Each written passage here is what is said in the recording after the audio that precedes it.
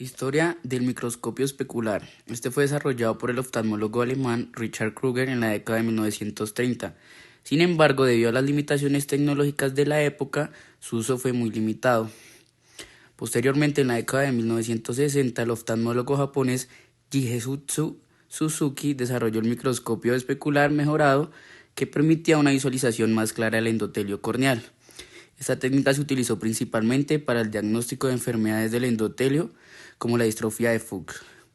En la década de 1980, el oftalmólogo español Jorge Alió desarrolló un método de medición de la densidad celular en el endotelio corneal utilizando la microscopía especular. Este método permitió que el oftalmólogo evaluara con mayor precisión la salud del endotelio y detectar cualquier signo de enfermedad o de daño.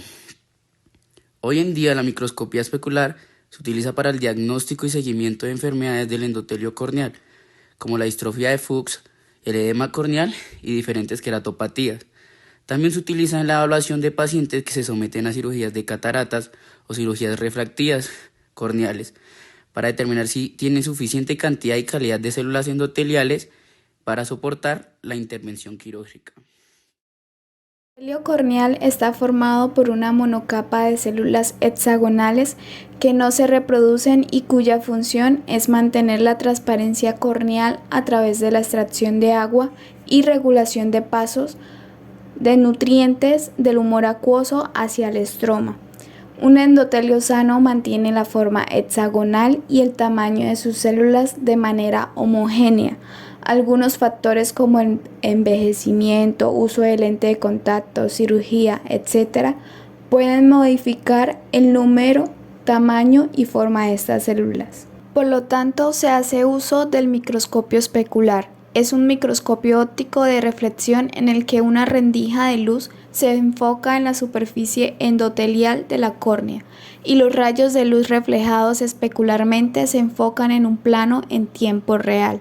La luz que se refleja en la superficie endotelial es recogida por el mismo objetivo y se enfoca en el plano del sensor de una cámara y se presenta en un monitor para su examen. La microscopía especular es más comúnmente utilizada en la práctica clínica para la caracterización del endotelio, pero no puede evaluar todas las capas de la córnea. El diseño de este instrumento no permite observar los rayos de luz no especulares. Principio óptico del microscopio especular. Entonces, los microscopios clínicos especulares están basados en el diseño del microscopio que realizó Maurice para poder proporcionar una vista de gran aumento del reflejo de la luz en el endotelio corneal. Los primeros informes de 1920 describen el uso de reflexión especular con la lámpara de hendidura. La reflexión especular se obtiene de la siguiente manera. El ángulo de incidencia de haz de luz sobre la superficie observada es igual al ángulo del eje de observación a través de los oculares. Y con este ángulo específico de máxima reflexión observaremos una reflexión especular brillante de las distintas superficies de la córnea. Bueno, las partes del microscopio especular son una cámara óptica, la mentonera, la frentonera, la pantalla, el joystick y pues el monitor del equipo. Entonces tenemos que la pantalla pues es la que nos permite elegir el examen que vamos a hacer y observar todo el examen pues que estamos realizando. La cámara óptica pues es donde ubicamos los ojos del paciente y esa pues nos toma como la captura o la foto pues de lo que estamos observando.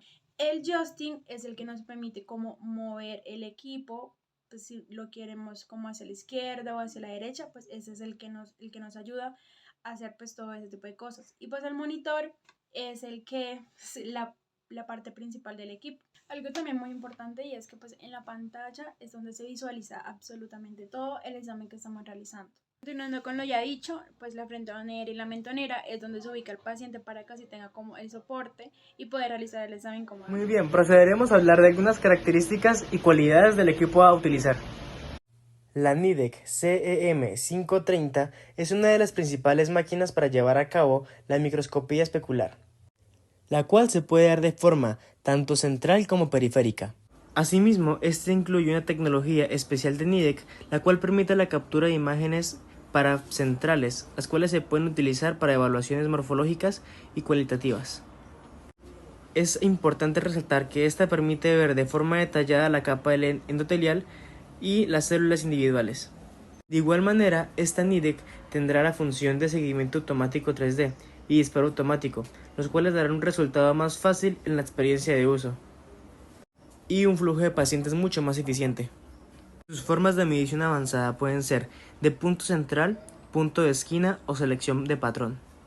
De esta misma forma podrán generar mejoras en el aparato de interpretación clínico. Hay algunas facultades las cuales son mucho mejores y que mejoran su uso, como podría ser la pantalla para central con periférico, el recuento de células endoteliales, seguimiento y comparación de progresión. La prueba se realiza mediante un microscopio especular que evalúa las células de la capa corneal más interna, estudia su densidad, su tamaño y su forma.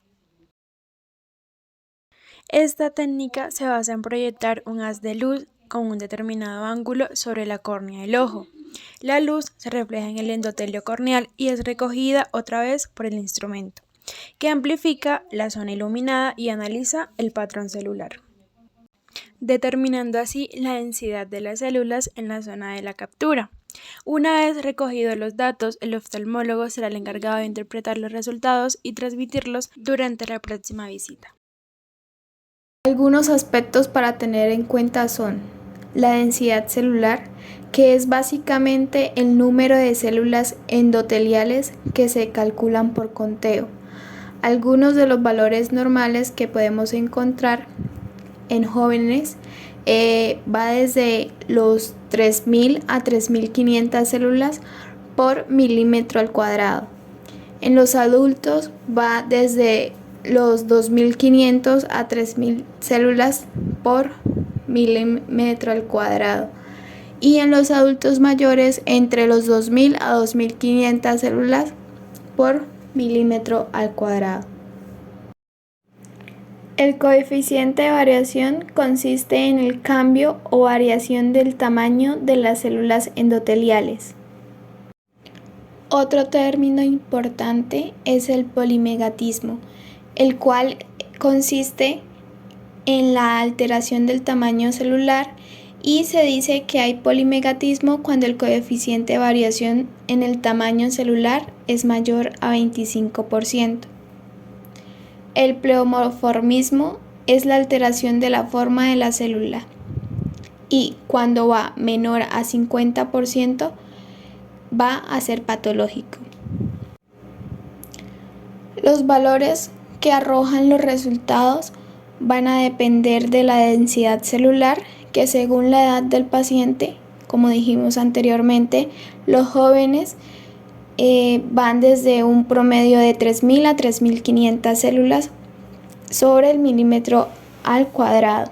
Los adultos entre 2500 y 3500 células al milímetro al cuadrado, y los adultos mayores entre 2000 a 2500 células al milímetro cuadrado. En el coeficiente de variación, adultos mayores de 60 años comprenden el 25 al 30%, mientras que los menores de 45 años tienen resultados del 20 al 25%. Las células hexagonales, su valor normal va desde el 60 al 70%. Si el porcentaje es menor de 50%, ya es patológico, y el área celular debe ser de 350 milímetros al cuadrado más o menos. Y por último observamos un resultado de microscopía especular. Como vemos, obtuvimos la densidad celular, la variación celular y las células hexagonales. Entonces, dependiendo de la edad del paciente, correlacionaremos estos resultados. En el ojo derecho se obtuvo una densidad celular de 2992 y en el ojo izquierdo de 2835. Está dentro de los parámetros. Sí, se dice que es una persona en la etapa de adultez. En el coeficiente de variación se obtuvo un 26% para el ojo derecho y un 28% para el ojo izquierdo. Se podría decir que son valores normales. Y para las células hexagonales se determinó el 66% y el 63% para el ojo izquierdo, también valores normales. Esto es un claro ejemplo de cómo una córnea normal se puede observar por medio de microscopía especular.